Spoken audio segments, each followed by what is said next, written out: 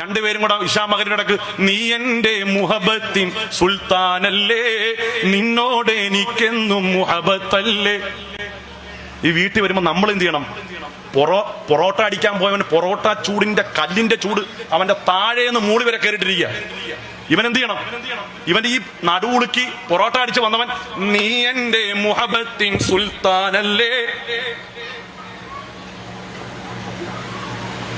ഇത് നമ്മൾ ചെയ്തില്ലെങ്കിൽ റൊമാൻസ് ഇല്ലാത്ത വരണ്ട ഭൂമിയാണ്. എന്റെ ഭർത്താവാണെങ്കിൽ ഒരു തണുത്താ മതിയെന്ന്, ആ തണുപ്പ് മതിയടോ. ആ തണുപ്പിലാണ് യഥാർത്ഥ ജീവിതമുള്ളത്. മക്കളും പറയും വാപ്പാക്ക് ഒരു എന്താ പറയുക, ഒരു തണുപ്പനാണ് വാപ്പ. ഈ ആധുനിക യുഗത്തില് വാപ്പാക്ക് ഈ ആധുനിക ജീവിതം ഒന്നും വേണ്ട മോനെ. വാപ്പാടെ വാപ്പ അതുപോലെ കാണിച്ചിട്ടില്ല, വാപ്പാടെ ഉമ്മ അതുപോലെ കാണിച്ചിട്ടില്ല. അവരൊക്കെ മനോഹരമായി ഈ ഭൂമികയിൽ നിന്ന് ജീവിച്ച് സന്തോഷത്തോടുകൂടി മടങ്ങിപ്പോയി. അതുകൊണ്ട് വാപ്പാക്ക് ഈ പണിയൊന്നും വേണ്ട. എടാ, ഞാനൊരു കാര്യം ചോദിച്ചോട്ടെ, എന്റെ പെങ്ങളെയും നിന്റെ പെങ്ങളെയൊക്കെ നല്ല അന്തസ്സായിട്ട് കെട്ടിച്ചു വിട്ടല്ലോ. അവരാരെങ്കിലും ഏതെങ്കിലും ഒരുത്തനെ കൂടെ ഒളിച്ചോടി പോയാ? ഏതെങ്കിലും ഒരുത്തനെ ഭർത്താവില്ലാത്ത അസാന്നിധ്യത്തിൽ വിളിച്ച് വീട്ടിൽ കയറ്റിയാ? ഇല്ലല്ലോ.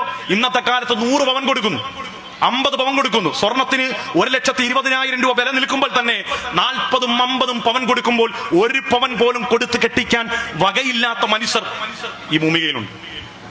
എത്രയോ മനുഷ്യർ പിരിവെടുത്ത് കെട്ടിക്കുന്നു. നീ 40ഉം 50ഉം ഒക്കെ കൊടുത്ത് മോളെ കെട്ടിച്ചിട്ടോ? 25 ലക്ഷം രൂപ മുടക്കി കല്യാണം നടത്തിയ ഒരു കല്യാണത്തിന് ഞാൻ പങ്കെടുത്തു. കല്യാണം കഴിഞ്ഞ് 3-ാം ദിവസം മറ്റേ ഇതിന്റെ പിരിവിന് വരില്ലേ, നമ്മൾ ഈ പലിശക്ക് കൊടുത്തിട്ട് പിരിവിന് വരുമല്ലോ, പൈസ മേടിക്കാൻ വേണ്ടി പാണ്ടികൾ. അതിലൊരുത്തന്റെ കൂടെ പെണ്ണ് ഒളിച്ചോടി പോയി. ഞാൻ അന്നേ വിചാരിച്ച ഇത് എവിടെങ്കിലും ഒന്ന് ഉടക്കുമെന്ന്. കാരണം കല്യാണത്തിന് അന്ന് 25 ലക്ഷം രൂപ മുടക്കിയെന്ന് മാത്രമല്ല, ഇല്ലാത്ത തോന്നിയാസങ്ങളൊന്നും ഇല്ല.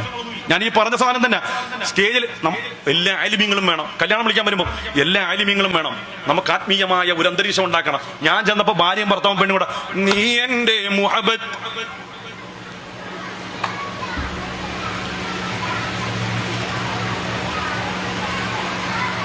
ഈ സൈസ് അബൂജാഹിലിങ്ങളാണ് നമ്മുടെയൊക്കെ ചുറ്റുവട്ടത്തുള്ളത്. എന്നിട്ട് ഇത് കാണുമ്പോൾ നമ്മുടെ ഭാര്യമാർക്ക് തോന്നുകയാണ് കല്യാണമൊക്കെയാണ്. കല്യാണമായതുകൊണ്ട് കല്യാണത്തിനന്ന് നീ എന്റെ മുഹബത്തിൻ സുൽത്താൻ കളിക്കണ്ടേ.